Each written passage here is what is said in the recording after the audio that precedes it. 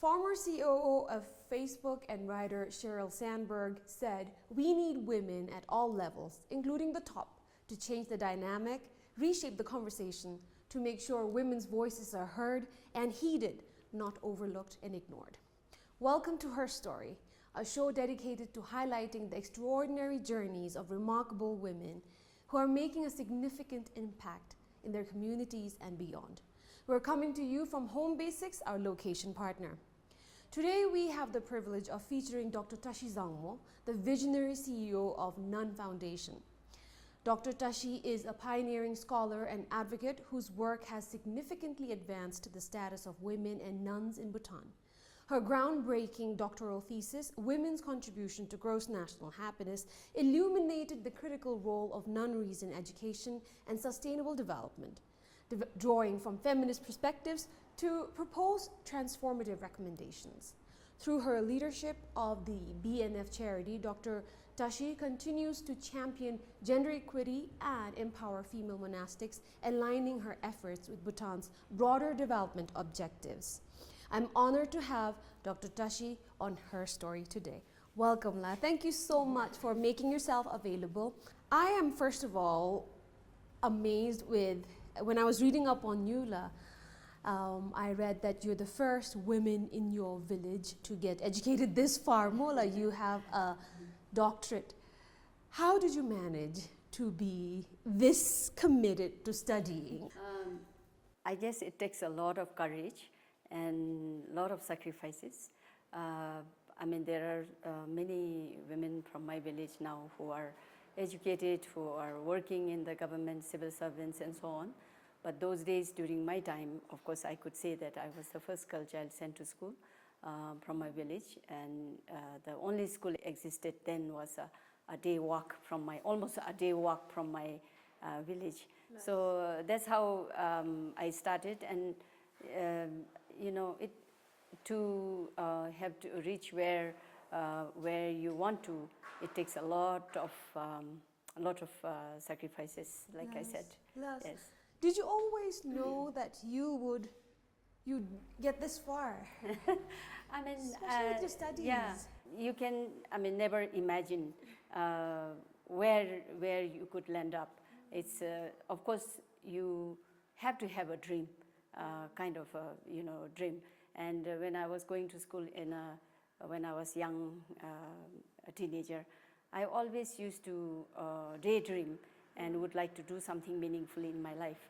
And that's all I had, but I didn't know where and how and all that. But then I always believe now that if you have a right intention, and if you put that intention in front of you and let it lead you, then it doesn't go wrong, and it always takes you to the right path. You know what? This resonated so much with, I was talking to another guest the other day, and we realized sometimes we don't know how we're going to achieve the goals. Exactly. We just know we have this dream, we have this goal, and you just wanting it so much, sometimes the universe just puts it on your plate and manages to put it out there. Exactly. I always say that, it's so difficult to know what you want to do those days. Nowadays, parents are educated and children are helped and shown their way, and ambition is kind of groomed. Yeah. But those days, like our parents never been to school. They have never seen a quality education school anyway. And then it was very rare for girls to go to school also from our area, at least. And there was no role model. So there was nothing that you could imagine or set a goal for yourself. But you just, dream that you would like to do something in life, because all that, when you look at all the surroundings, you see that there is no one who is educated. Everyone is in the village working hard, and then you want to do something. You might be the only one who is going to school, and then you start dreaming, that wishing that you could do something and give back. So that's all I had, and I never knew what I wanted to do or things like that. Of course, when I say that, I always used to think that being a doctor the medical doctor. Yeah. I used to think that you could save so many lives. I wish I could do, but I was never doctor-like because I was not ever But bright you enough. managed Bright to enough. become no, but you managed to become a doctor. You got that. Another form. Yeah, and you're doing much more. I think, of course, doctors are one of the most noble professions, but I think what you do for the women, for the nuns in Bhutan is way more than what a lot of us are doing. So, talking about having to go to school, were you one of the children who had to walk an hour to school, or did you manage to study here? I started very late when my mother was the one who thought about sending me to school. Wow. And by the time when she realized, she also didn't have any role models to look at and discuss and send a girl child to school. So so that's when she realized I was quite older child actually to send to school. I think in a way those days it was okay to send. I think that was the norm back then. Yeah. And then so my mother thought of sending me to school, and she must have seen some girls going to the particular school that I went. And then Kanglung College used to be a high school under Father Meki when I was a kid. Then I think my mother saw girls going to school there, and then she really wished that she could send one of our girls. We are 5 girls in the family, actually 6 daughters in the family, and then none of us went to school. So when it was my time, then my older sister, 4 older sisters were all grown up. Oh, you're the 5th child? Yeah, 5th. Oh. So we are 8 of us, but then I am the 6th in the number, but the 5th among the girls. So that's how my mother thought about it, and then asked me one fine day that if I want to go to school. I didn't know what school was then, but then I said yes.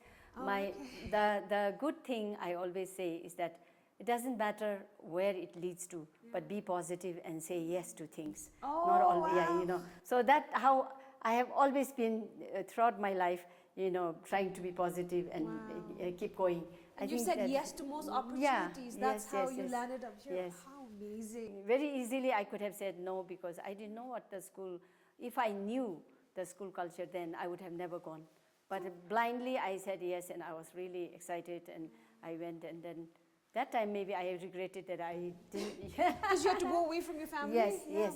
And that time, like your question about like how did I walk, for example, going to school, then from my village school was almost a day walk.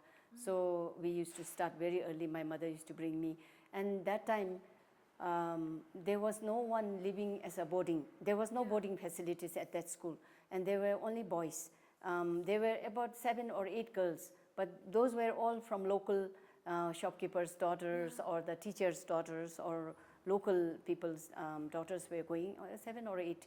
And those are my friends. We still are in touch right now. Wow. And then I was the only one coming from faraway village. So I ended up sharing a room, a corner of a room with the boys. They had one boys' dormitory building, 2-storied, and it was filled with boys. And then I slept in one corner of the boys' dormitory with one of my distant aunt whose son was going to school. So she was there looking after her son. Those days, even boys, when they were young, there was no boarding facilities, no food. The parents used to go and cook for them, and also we are helping them because the boys had to go and collect firewood for the teachers. So they were so young, they couldn't do, and parents used to come and live with them. And then I slept with her. She was my protective, For how long? It's about 1 year, in the initial year. What grade was that? That was just PP. Now. Oh my gosh. So, but I was much grown up than the PP And back age then, now. a 10-year-old is much more capable and independent. Yes, Mola, yes. wow. So that's how it started. When I look back, nowadays, when I look back and look at the comfort and we talk about all this, haves and have-nots, I say, my God, it's really it's very interesting life. Wow. It's like I feel like each time I have lived many centuries. Yeah, I Lived think through. true, because Yes. times have changed so Yes, much yes, now. so much. Yes, yes. I must ask you this. What kept you going? Because if I was put in a situation like that, it would have been very easy for me to say, you know, this is not for me. Yes, I'm yes, done yes, with this. I want to yes. go back home. I tried, I packed many times at night to run away from school because the teachers were very punitive, very not really loving, caring like that. Those days the culture was like that. School culture was very tough, and you're far away from your parents. There was no comfort or whatsoever, but there was no moral support. And then you are put into that situation, and yet there was no caring to lean on to. So, and then my mother used to come with a ration. My aunt used to cook for her son and me, and she used to come with a ration once a month. So I used to cry all the time when I met my mother, and I wanted to go home. But then my mother used to say, that was her dream. Huh? It grows with you. Your dream grows with you, along with you. And my mother used to say, you know, hang in there for till class 4, because for some reason she thought after class 4 I would know how to read and write a letter. Why letter? Because those days all we had from our village was few of them. My cousin brother was going to serve at the army here in Thimphu. Then they used to say Jung. And then when they go to Jung, there was no telephone like, cell phones like we have now. Not even a fixed phone was also not many. And so no contact whatsoever once they leave the village. So once in a while they used to post a letter. And then the family used to go all over looking for someone to read for them. So I think my mother was so desperate that she used to tell me, hang in there, and after class 4, then you can at least read and write a letter. So that was her ambition. And then I thought after class 4 I will quit. And before that I packed many times to go home at night. But during the daytime I used to be so courageous I could run away. But then in the evenings when it is dark, it was scary. And then I used to always like that. And then yes, and then thank God for that. And then I stayed on. When I reached to class 4, I never thought I would. My mother also forgot what she had said in the beginning. So it went on. And then after that, I came and joined. From class 6, I think I came and joined Yangchipu. And that was amazing dream come true school. Because compared to village school and here, it was, everything was provided, and it was such a wonderful school at capital city. So that was again eye-opening for me to come from my village, and that took also took a lot of courage, and it was really not possible for a girl child from a rural village to come to even to Thimphu to go to school that time. It took a lot of effort. And Yangchenfu was, like you said, it was a school that had all the facilities. How did that make you feel? It was amazing. At that time, I felt it bothered me actually a little bit. And I said, how come? I mean, at that age, I knew what to think about the disparity. And I thought, oh my God, like, everything was provided. And I thought, and people didn't care. They didn't need it. People over here who came locally here, they didn't need that support, and yet there was. And that was interesting. That time it was actually taken care by, mainly by Her Royal Highness Tashi Zangmo that time. So it was really special school. So anyway, I got a chance to few years to be enjoy that atmosphere, and otherwise I wouldn't have had the good taste of school life in Bhutan. So I'm grateful that I made my way through. It was very difficult to get here. There was my parents didn't know where Thimphu was. There was no money to get me here. One of my brother-in-laws brought me till Phuntsiling, and from there I was transported here. And then, so that is how it is. I came with one set of clothes. When I came here, like I had I was lost. So that's how I started. And but like I said, from the day one, I always wanted to do something that, because you learn, there are two ways you could look at. Some people get so disappointed with that life, and they don't want to, once they have a different dream. Once I get, I want to be rich, I want to do, for yourself. But for me, I always dreamt I wanted to give back to my village. First, I thought about, I want to do well in my school, and once I get a job, I was focusing on job to earn, and then I want to help my family back home. And then as you grow, like I said, your dream progresses with you. And then I thought, I want to help my, village. That then it became like a, I would like to be useful in the nation, if I can. So that's how dream kept on going. But that's why I feel that no matter what, we have to have a dream, and you have to have something. If you have a dream a little bigger than yourself, it definitely takes you far. So that's one thing that I have seen in my life, proven in my life. Not that I'm so successful, I don't mean to say that, but I know so by doing it. Lived through. And actually, I couldn't. How did I keep on going? Like your parents stopped, and I kept going. It wasn't like that. After high school, I joined in the civil service. I was working for, then it was called Planning Commission. I worked there for 4 years as a stenographer, as a secretary, but then at that time there was only 2 women. I guess I could say they were role models. Like 2 ladies were like college graduates, and they were like planning officers. And then they used to write what I should type, or they used to dictate, and I used to write down and type.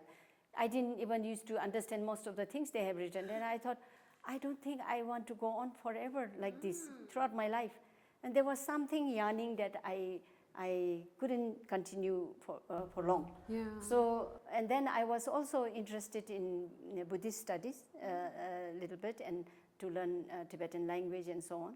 And then I realized after 4 years of my working there in the government, I realized that there was in Varanasi, the Tibetan University in India, supported by Indian government, is accepting lay women. Before it was monks, and then it was for laymen, and later on the Tibetan Women's Association in Dharamsala requested that women should be also allowed to study Buddhist philosophy. So I went there as a lay woman to study. I was the first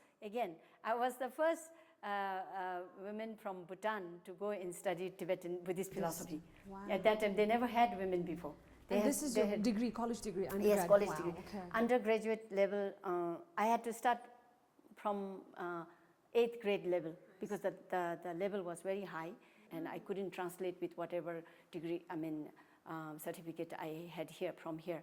So I had to start from 8th grade. Wow. And then after 7 years, 7 long years in the heat, Wow. I was able to graduate, earned a bachelor's degree in Buddhist philosophy. So from there, it led one thing led to another. So wait, let me ask you this then. Yeah. You studied Buddhist philosophy. Yes.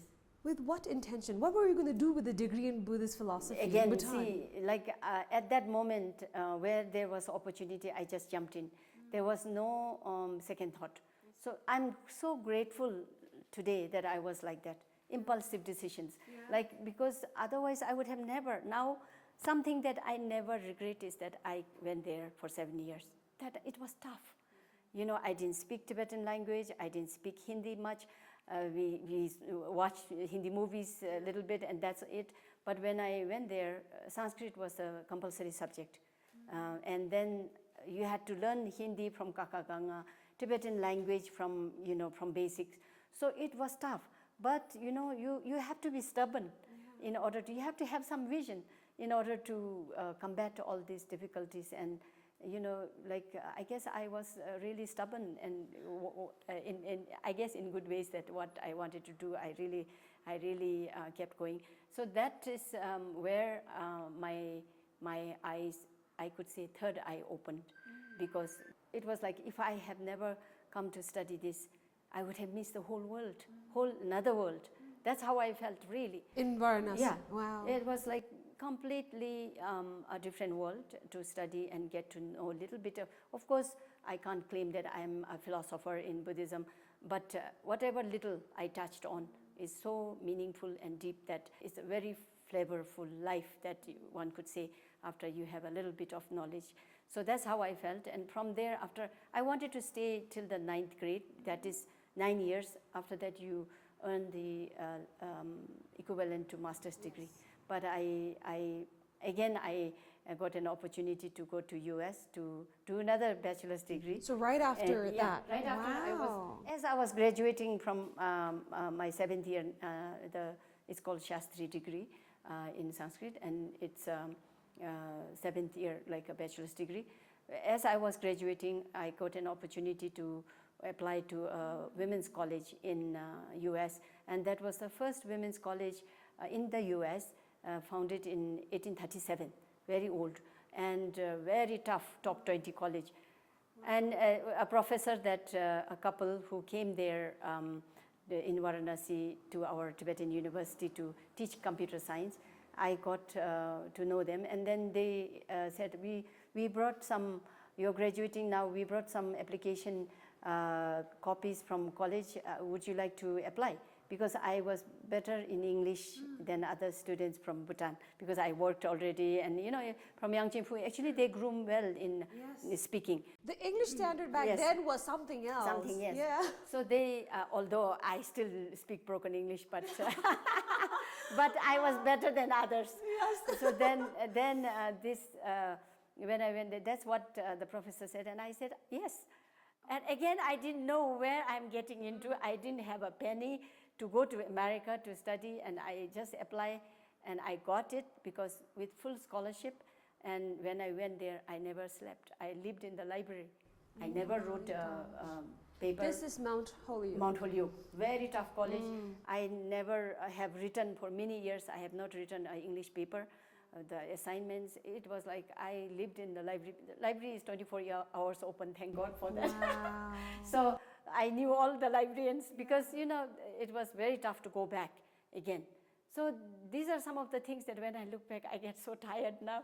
Do you have a comfort zone though? Because what it seems like is you have always taken yourself out of your comfort zone since you were 10.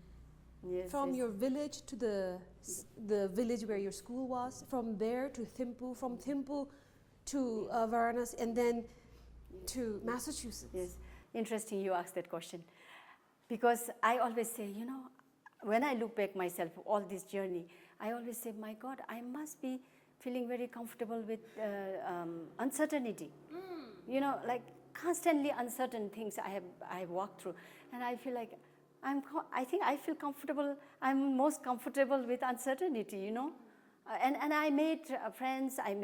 I'm still connected with friends from Mount Holyoke even now.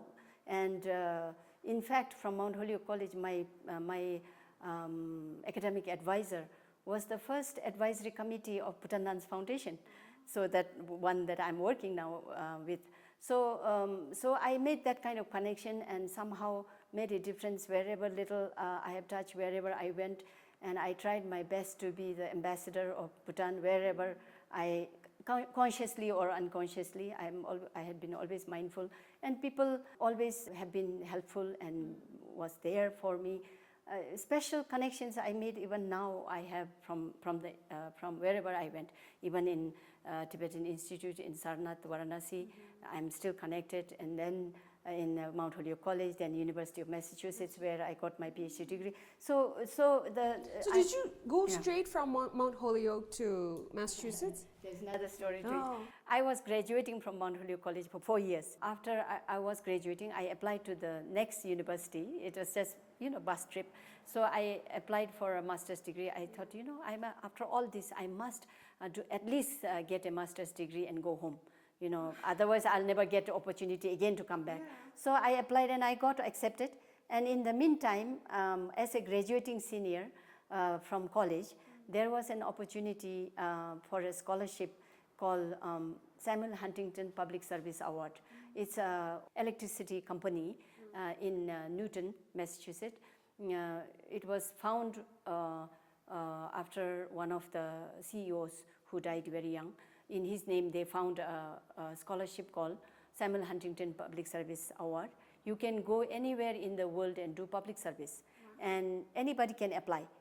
Any college graduate, before they go to graduate school, you can explore the world. You can go anywhere in the world and do public service with a $10,000 award. Wow.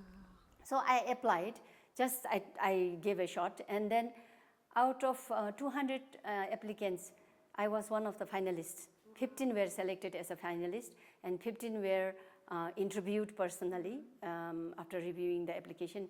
And then 3 of us were selected. One lady from Cornell University, one of the prestigious university, and one from New York University, and then I from Mount Holyoke. And I was the first among 3 of us. So I got $10,000. Oh my and gosh. then I thought, in the beginning, I thought, I want to go to Africa and do some public service, teach English or something like that. Then I thought, why should I, I want to go back home to my own village and do public service. That's when I did, actually that money was for me to spend when I'm exploring and doing public service for free. But with that, I went back home. That's how nunnery started, actually. There was a small nunnery that was founded by my father, my late father in Wamrong. And there they used to, about 15 nuns were living in a very dark, no window, no electricity, no ventilation room, 15 of them. So I built a tiny reading room library for them with that money. And then I went into, again, walked for more than 1.5 hour walk in the village community school. I taught the village adults the adult literacy. Oh. So it took me, and in the meantime, for 1 year actually, that scholarship was for. But I spent 2 years because at that time I started my family. I met with my husband, and so I gave birth to my son. And then that also, I wanted to give birth to my son in Bhutan. I wanted him to take care of by our own Bhutanese deities. Yes. So everybody says, oh, you could have gone and give birth to US because he would get birthright citizenship. So I said, no, if I can go to US and study, he can go.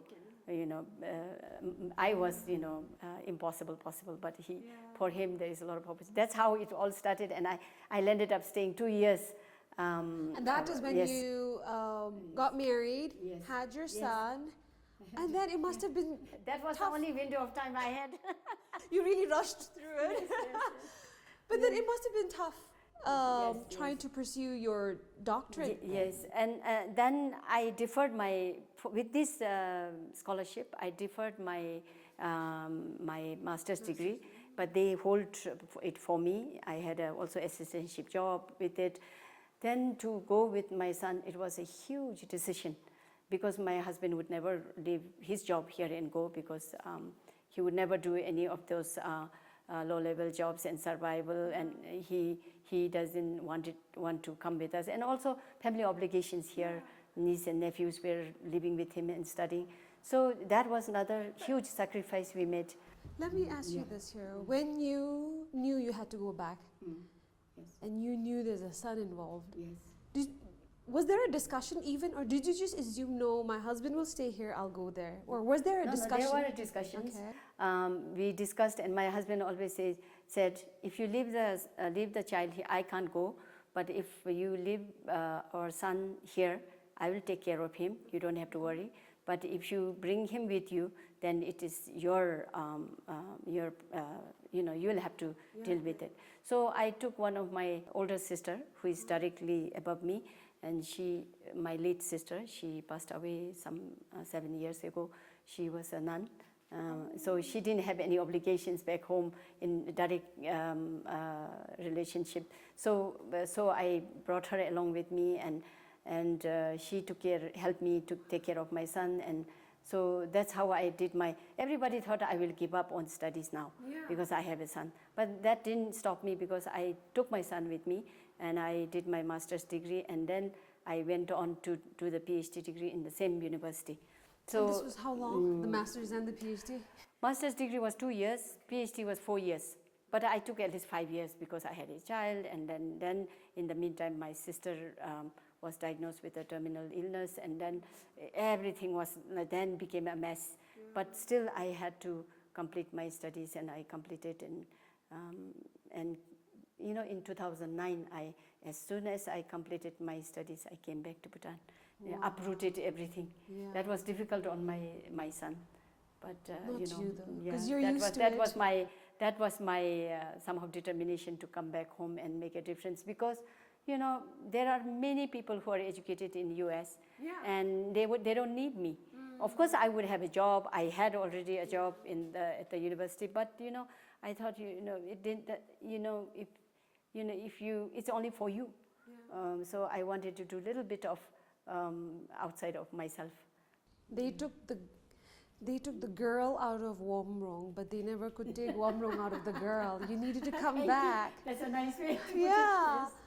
So you came back. Yes. And how did Bhutan Nuns Foundation begin then? Of course, there was yes, this thesis that inspired it. Yes, Namola. I mean, of course, when I wrote, why I thought of writing a thesis on nuns' education is because that is one area of, I was talking about what, if I come back, what would I do? Do I go back to government service and then at that time, my age, I was in my 40s. So late bloomer, I guess. And then so I thought, what would I do? And then I wanted to start a women's college. I'm always for either, women's education or helping the underprivileged youth or particularly in women. So then when I was preparing to come, I mean, before that, I was preparing to write my thesis, and I said, what would I write on?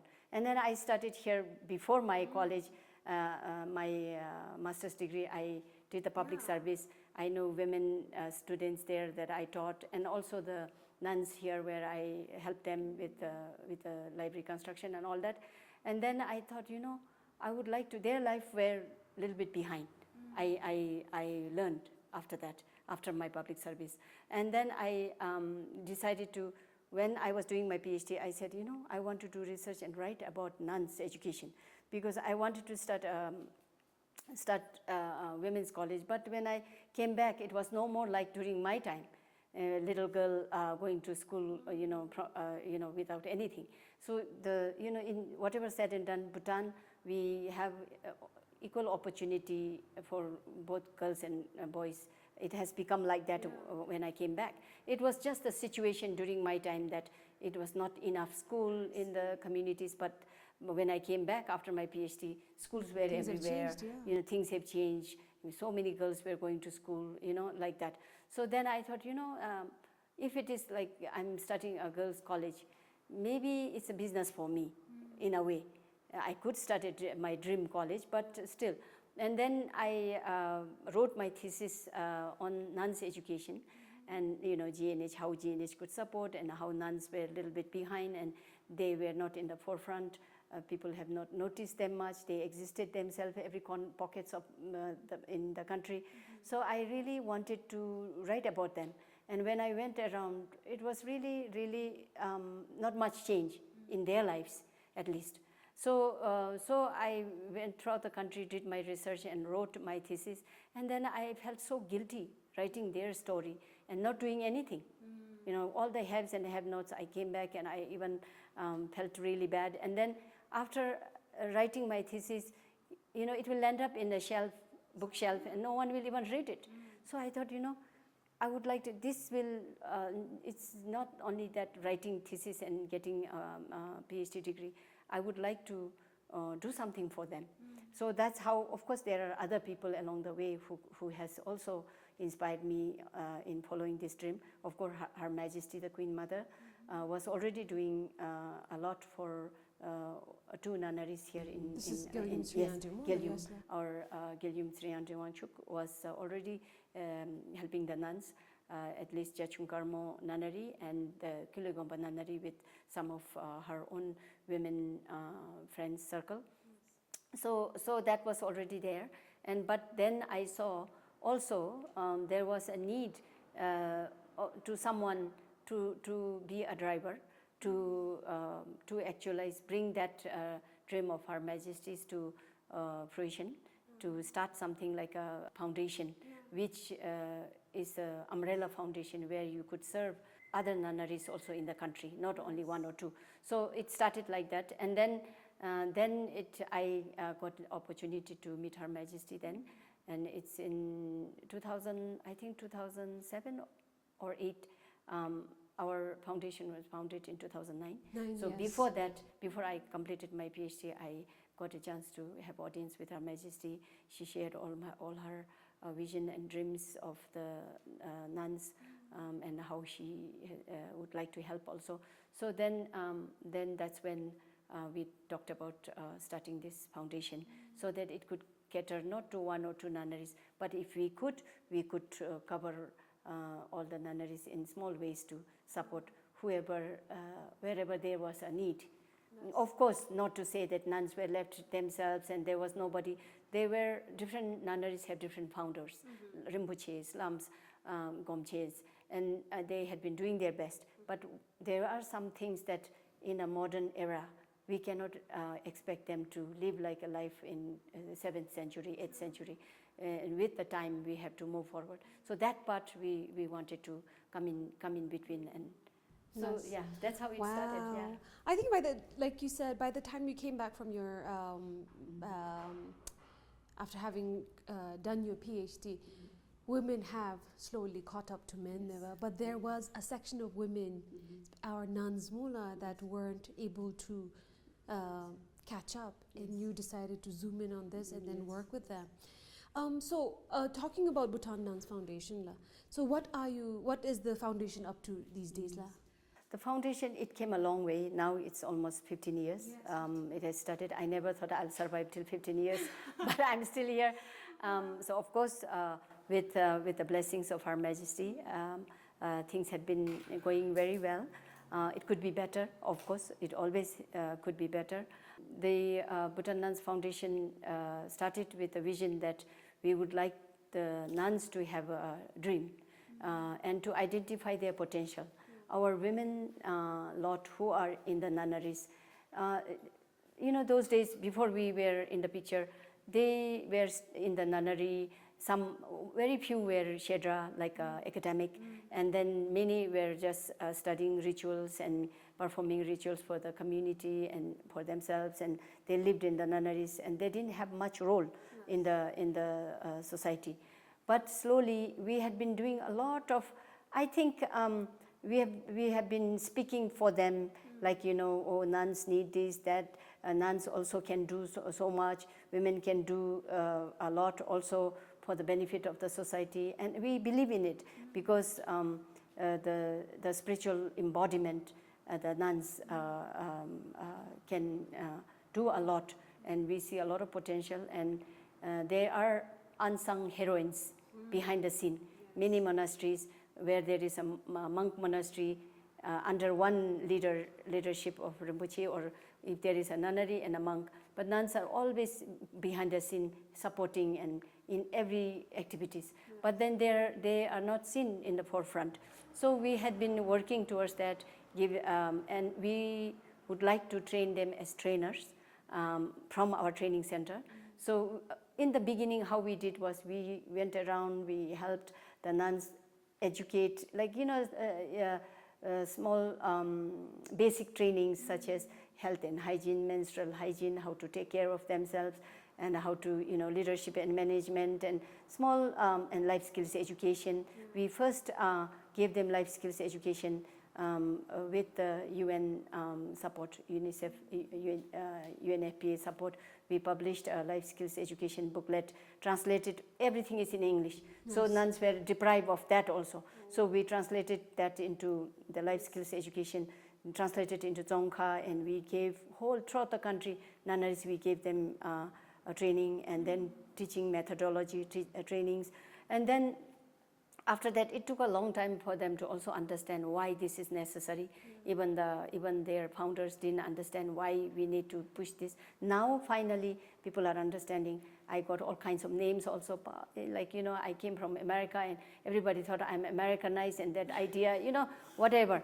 But then being Her Majesty, being there as a guide, it was, people felt secure. I guess that I'm not leading to a wrong direction. True. You need So that. yes, and so that's how it started. And then now we are looking into, we have graduated from that little dribbles of fun support here and there, leaking roof, building toilets, giving them the nutrition and the menstrual hygiene training and all that. Now everybody is doing now. And then now we are looking into, then we felt, Her Majesty felt that we need a training center, training and resource center. It's called in Salumape, other side of the Babisa. The other, you can see that beautiful Bhutanese architectural design. So we created that as a training center for the nuns, so that nuns from different nunneries can come and benefit from that place. And we would like to have a group of nuns living there. It's not a nunnery actually. It is a training center where educated and qualified women who become nun can live there, and we train them as trainers. So that's what we are looking now. In the future, we are looking for nun counselors. You're recruiting them? Yes. I see. Hospice and palliative care, which is very much needed in the country. Since 15 years, we had been talking about nuns having the potential to become palliative caregiver, hospice, and helping the dying, with being a nun and also giving this service in the society. So this is such a meaningful, and Her Majesty always says, it couldn't be better than the nuns. They can do a lot. In general, already there is a belief that women are by nature nurturing. So, and then when you are a spiritual body, that's even more. They look up to it.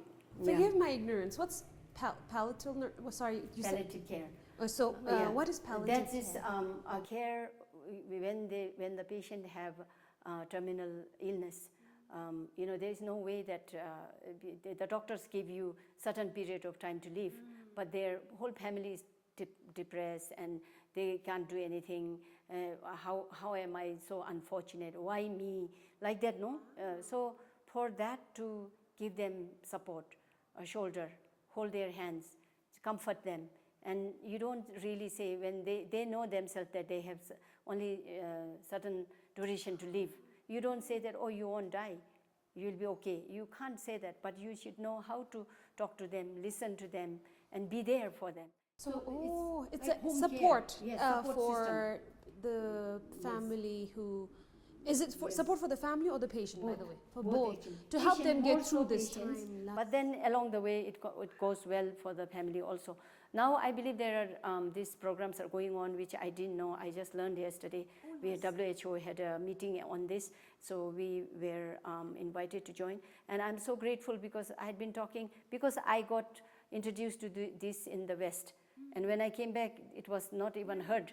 But I had been saying about that, but nobody could understand. But now people are on the same board, and after 15 years, we are hoping that this will be able to come together, and the nuns would be the best, support system in the nation. Nuns and monks both. I mean, being a practitioner. But like you said, women do have that nurturing side to them. They're very comforting, and especially nuns, for some reason, just the visually even when I see them, it's very comforting to the soul. Family and children trust nuns, being women even more. So that's that part of the component. I feel that nuns are the right people in order to play this role. And and by the way, while I have the opportunity, I'll say it, we are also welcoming people, especially high school graduates and college graduates even, if they have the wish to become a spiritual practitioner, become a nun, and we need at least 15 of them, like for our training center. We can train them. There's a lot of opportunities. just by end of this month, I'm sending 12 females, 12 nuns to Bombay to receive the caregiver training through Tata Institute. It is supported by the Indian Embassy. So you're currently we are sending and looking for yes, I mean women. We have existing. I'm selecting nuns from nunneries, but we can't give opportunity to everyone because right now to start with, this is the first time we are starting, so we have only 12 seats available. So we are sending them, but in the future there are so many opportunities like that. And our two of our nuns who I have class 12 pass, and one college graduate is receiving training in the indigenous medicine as a doctor, Dungso. So there is a lot to do. That's why I'm calling on applications for women who are educated college graduates or class 12, 10 pass to come and join us at the training center. There's a lot you can do in the society, give back, and there's a lot of opportunities to train them as all these counselors, hospice, like I said, and then palliative caregivers. So the thing why I'm calling on, of course, there are other nuns who are graduates from in Buddhist philosophy. There are so many now who are coming out of the nunneries who have this academic theater. But I'm calling on these women who have done the regular education, is that it's now to start with, we have to start with them, because now everywhere when we send them out to study, everything is done in English, so it's difficult. But slowly we are trying to translate every manual. But then for now, I'm recruiting at least 15 to 21 nuns to graduate, regular school educated nuns to come and, come to visit us at the training center, the beautiful buildings across the river, and then talk with us. So, it's nothing like it then in your lifetime to give back to your society. Yeah, but being a nun is, you have to give up so many things. To me, my understanding is when I become a nun, I have to give up my life as I know it right now. Is that the kind of people you're looking for? No, yes and no, because people always assume that, you renounce everything. Once you become a monk and nun, you can't do anything, you can't own anything, you are renouncing. Partly, yes. They don't have colorful things that like we have jewelry, we wear colorful clothes. It's not like that. They start from shaving their head. That in and itself is a renunciation. And then even the way they dress, they might have just 2 sets because same color anyway. So they don't own much, and then we assume that they won't marry in their life. They dedicate their life to celibacy. So that's there. But how many of them would be like really dedicated to meditation, 3-year retreat, and then 6-year, and then 9-year? There will be people who do that. If everybody does that, then who would do the compassionate action, compassion with action, giving back to the society? We say socially engaged Buddhist. That's what we advocate. Oh, so those are the kind of people you're looking for, who would like to contribute to the society and the community through their service. Yes. Wow. Not only say, compassion and we have to loving kindness, compassion, but you do. Walk your talk also together. Be a medical doctor, be a nurse, be a caregiver. Listen to the patients who needs to listen to you. Already the Buddhism is a counseling. Yeah. I'm not saying that Buddhism doesn't do all this. Whole Buddhist text is all about counseling and beautiful with compassion, care, giving. But delivery skills is like the people have done research and done scientifically that can come together, and that's where we are trying to train the nuns. Our nuns, when they become nun with us, the one who have finished their college graduate and then the high school graduates, if they come with us, their life doesn't end there being a nun, like only chanting. No, we will train them as a meaningful citizen in the country and give back to the society. We will send them for training as a caregiver. With Kerala, community-based caregiving training. They're already palliative care training they're giving. I'm recently introduced to them. So we send them there, group of them, and then become indigenous medicine care nurse. So, doctors. Lots of opportunities. Lots of opportunity. People don't know. People always say, actually, when I started my career, not even, I don't want to call this as a career. My responsibility is beyond job. I don't want to say it's a job also. I take this as a beyond. It's a service of passion. Yeah, you can't separate you from your what you're doing. Yes. You know, people used to tell me, you had PhD from US, and they thought I would do a big deal, whatever. Then everybody used to say, what would you do with the nuns? But then again, the message is to our youth or whoever, women or whoever is listening, who would be listening or watching this show, this program. I want to say that, you know, no one knows your dream, only you do. Don't let them blow out your dream. So you be strong, you keep moving forward, so only you would know. So I mean, how can I explain what I'm going to do at the, with the nuns and all that? Of course, all I want and Her Majesty's wish is that the nuns should understand what we are trying to do with them, and for the nation. Then they will be the most important citizens to doing meaningful service in the nation. This is it. Even if you're supporting the government or you're supporting the King's vision, you know, this is it. I mean, they can do a lot, you know. Dr. Tashi, have you ever been faced with negativity or social pressures of performing like a woman should? Because you were an outlier. You decided to pave your own path, and you needed a lot of courage to do that. Tell me about that. From the day one I faced, but you know, it becomes part of your life after a while. It doesn't bother you, you become so thick. No. So, because of course you have to be mindful, you have to be part of the society, you have to be mindful, but at the same time, there is always judgments will be there. Wrong, negativity will always be there. With positive, negative always comes. The force is which one is stronger. So it will come together. You have to, you know, you have to understand that after, of course, it bothers you, and it took a long time for me to get it normalized. I feel so fortunate in my lifetime. Like I said, I got more than one could ask in life. I have no regrets. I'm so happy that I'm able to be of service to our nuns, our women lot who are in the spiritual path, and also Her Majesty, and you know, it couldn't be better. There is a lot of things, you know, bumps along the way, because anything new, it's going to be weird. Anything you start new. People have told me when we were trying to start this training center, they said, even the monks don't have training center. Why would the nuns have? So things like that, you know, then you, if you react to that, you know, you would react with, you know, why not then, you know? So these are some of the things you face every day in your daily life. But you have to, at the end of the day, you have to realize why you are doing what you're doing.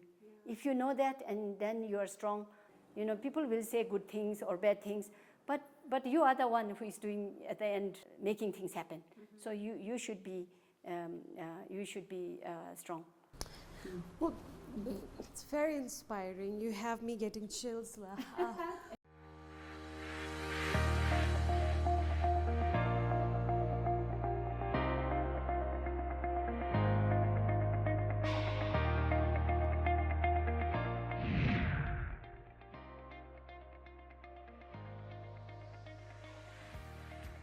Free Wi-Fi wherever I go.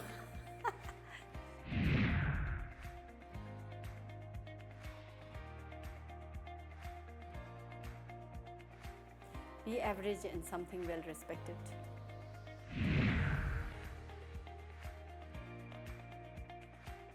Morning person, yes.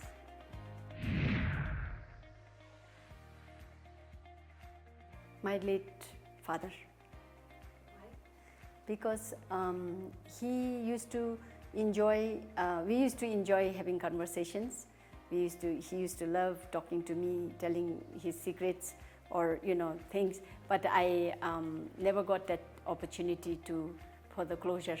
When he passed away, it was like unexpected death that he had. Many people have told me that you look so sober, gentle, and then you are so kaktar. As we conclude this episode of Her Story, we reflect on the incredible journey of Dr. Tashi and her unwavering dedication to empowering women and girls through the Bhutan Nuns Foundation. Dr. Tashi's story is a testament to the power of education, compassion, resilience, and her fight to keep going on. We hope her journey inspires you to believe in the potential of every individual to create positive change. Thank you for joining us, and we look forward to sharing more inspiring stories on the next episode. Until then, remember, your story is a part of the greater narrative of change and progress. Keep writing your own Her Story.